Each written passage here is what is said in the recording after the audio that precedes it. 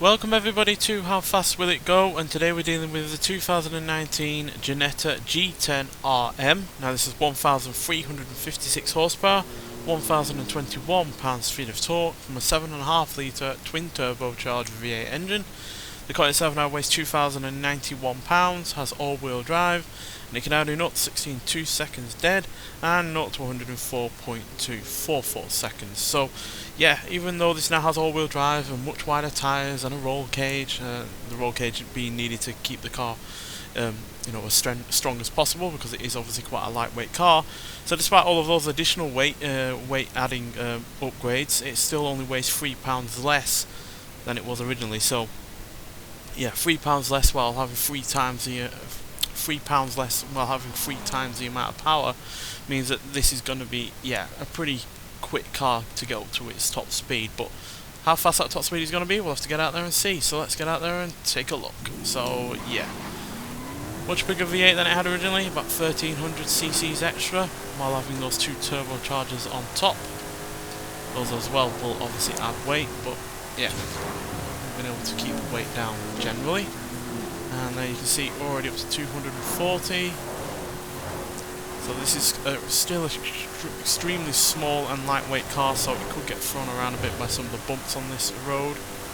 But regardless, we're up to 273.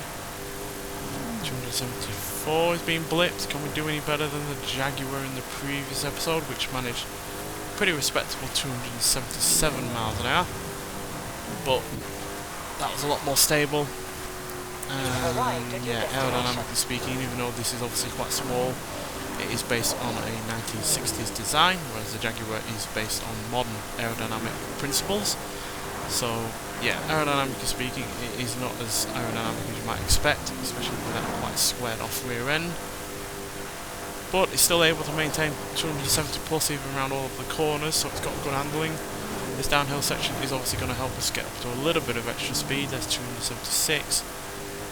Gravity is not our engine, only our engine is our engine. So yeah, 273, 274, any more than that?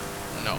So yeah, that's 3 miles an hour off the Jaguar from the previous episode, but considering this is based on a 1960s design and only a very minimal amount of the the remastered parts of this car are modern, that is really impressive. And yeah, it's obviously the first ever Ginetta on the Forza game series.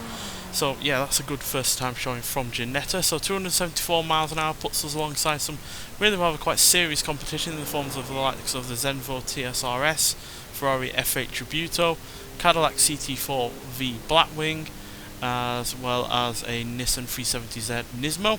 We are slightly slower though, by 1 mile an hour behind the Lamborghini Centenario, Ferrari J50, McLaren P1, Mercedes-Benz AMG CLK GTR, and a Hot Wheels twin mill. But we are also ahead of the likes of, let's take a look,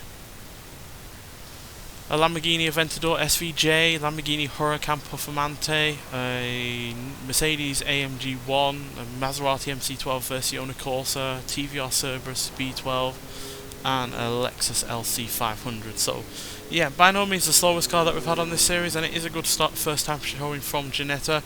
But obviously there are a lot faster cars out there that we've taken out on this series. But still, it also handled all of that power really rather good, considering it's quite a small car, it's a lightweight car, not got the longest wheelbase as you can see, and yeah, that can tend to make a car like this really rather uncontrollable when it has such a large extra amount of power, acceleration and speed. But for the most part, it didn't struggle with it at all. So yeah, mightily impressive. You can get this in the Acceleration car pack. It's got 3 other cars alongside this one.